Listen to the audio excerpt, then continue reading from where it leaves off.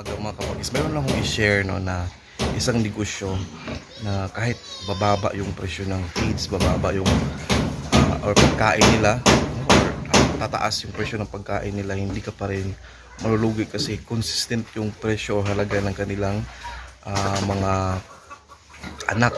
No, i-share ko sa inyo ng mga kabagis. Just make sure to continue watching.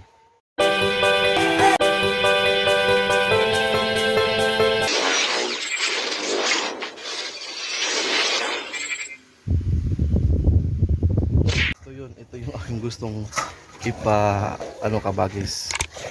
Ibig sabihin no, yung American Bully. Yan. Napakabait. Ano na siya na stadan na siya na 2 weeks na. So technically buntis na yan. So ito yung mas kumbaga dahil na nangyari sa atin sa baboy. So ito dito ako magfo-focus once mga anak ito, paramihin natin no, iwan tayo ng isa pang babae para dalawa na sila mag-produce. Tapos yun, dahan-dahan then gagawa natin ng magandang kulungan. Kasi temporary lang yung kulungan niya ngayon. Siguro yung mga kulungan ko sa mga baboy na hindi na nagamit, i-convert ko yun as kulungan nila, yung mga anak nito soon. Kasi buntis na yan, nasa 2 weeks na. Tinumang mukha, ang ganda kabagis oh. Hello Maseda. Buntis na si Maseda no. So ito yung mas maganda sa baboy kahit bababa yung, kasi may mga pagkain din to sila, dog food, bababa, mamahal, okay lang kasi yung mga anak nito mga kabagis is the same ang presyo. At isa sa mga na-inspire ko yung kaibigan ko at kasama ko sa work na ito yung kanyang pinufokusan. At sabi niya noon, nagbababoy din siya noon pero stop niya nung na-discover niya ito at nagawa siya ng 2 inahin hanggang dumami. At yun mga kabagis, napatayo at napatapos yung bahay niya na ang laki, parang mansion. So ito, dito ako na-inspire at hopefully kayo rin no, nag-iisip kayo ng mga alternative kung ano yung pwedeng gawin aside sa pagbababoy. Yung ito yung aking naisipan at ngayon nga prepare ko kasi buntis na yan. Minalagaan natin ng mabuti. At one other thing na pwede din nating gawing negosyo at alternative sa baboy is yung mga manok mga kabagis. Kasi yung mga natin, yung mga RIR natin is believe ako kasi para talaga silang machine. Everyday mayroong itlog at ang dami ng itlog. Tingnan nyo. Tik tik tik tik tik tik. Ang maganda sa kanila, dapat unlimited yung water nila at unlimited din yung pagkain para ang itlog is tuloy-tuloy lang everyday yung bawat isa. Yan, ang laki kabagis oh. Ang ganda nila tingnan. Yan, ito ng itlog na rin. Tingnan natin ilan na yung itlog niya. Tingnan mo kabagis, mayroon ng itlog. Mangingitlog pa yan. Hintay-hintayin lang natin. So yun, yung manok at ating American Bully, baka dyan ako mag-focus kabagis kasi ngayon talagang hindi maganda.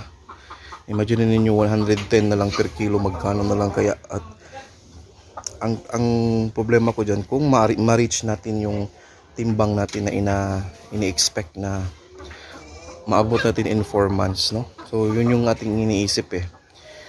So kaya ito na lang muna yung aking ginagawa at sinashare ko sa inyo kung ano yung mga alternative natin. Nagtatanong sa atin kung yun na nga 110 na lang per kilo ng ating baboy is mag-stop na lang tayo. Ang sagot ko dyan is hindi naman solusyon yung pag-stop. Ang ating gagawin lang is mag-limit lang tayo ng alagaan no. For example, inalagaan niyo 10, 20, so mga 5 ganyan. At least nandyan pa rin, hindi tayo mawalan. Kasi sooner or later aangat din yan. Hindi naman lahat ng panahon is ganyan kababa yung presyo ng baboy. May times talaga na aangat din yan, and yung panahon na yan dapat meron pa rin tayong maibenta. Kaya hindi solution ang pag-stop. Kahit lang mga maliit lang, buwasan lang natin konti mga kabagis. Yun yung sinishare ko sa inyo para at least may idea din kayo na hindi solusyon yung pag-stop, kundi bawas-bawasan lang natin yung ating inalagaan. So yun lang. Kasi mas maganda yung every time na mayroong update, sooner or later kung tataas yan, mayroon pa rin tayong maibigay, maibenta. So makabawi tayo kahit paano. So yun ginagawa natin mga kabagis. And also balik tayo nga dun sa American Bully. Yung American Bully, yung pagbili ko niyan kasi mahal yung babae na American Bully, to be honest. Kung walang papel is nasa 15k. Kung may papel naman nasa 25 to 30 yan yung presyo ng American Bully. So talagang maganda, isang puppy lang, oh. Napakamahal. So yung nabili ko yan noon December yata yun, parang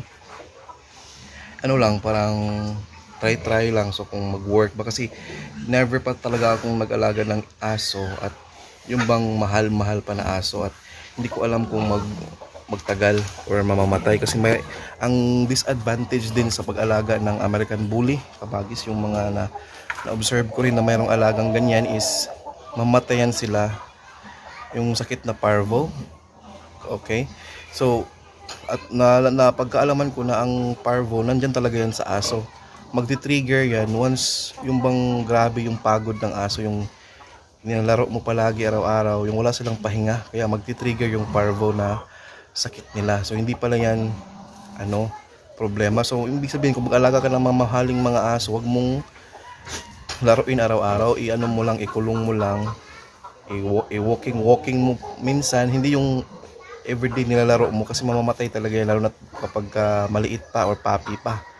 So yun yung na ko rin, na pagkaalaman ko, kaya kinuha ko kahit mahal, and then italagaan natin, at nag-hope tayo na tayo kabagis, so makapasanay tayo, so makaparami tayo. So nagkaroon na nga tayo ng chance na tapos na yung kanyang stud last week. So magto 2 weeks na yan na nauwi sa atin na buntis. Ipa-flash ko dito sa inyo yung video na kinuha natin siya.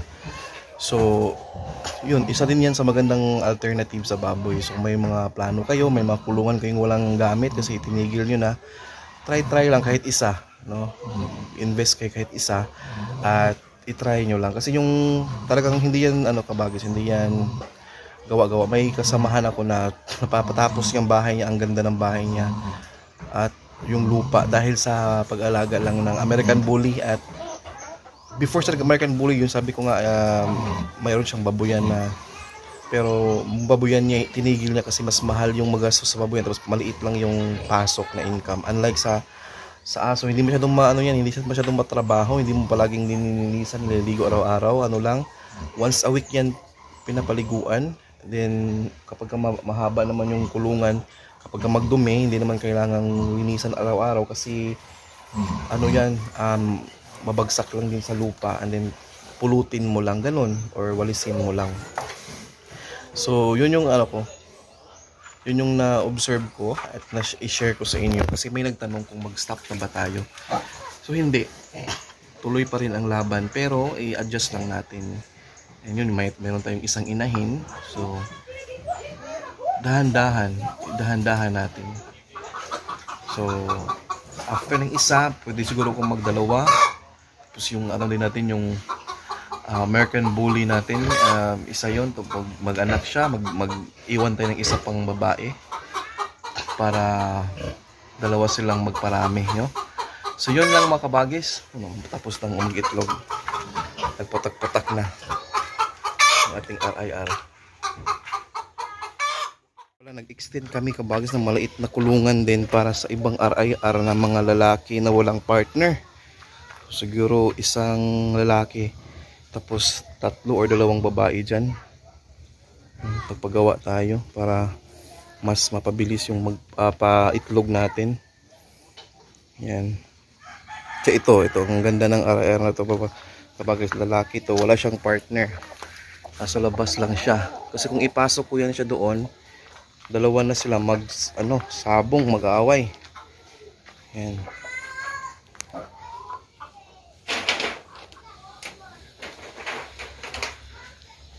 Yan sila.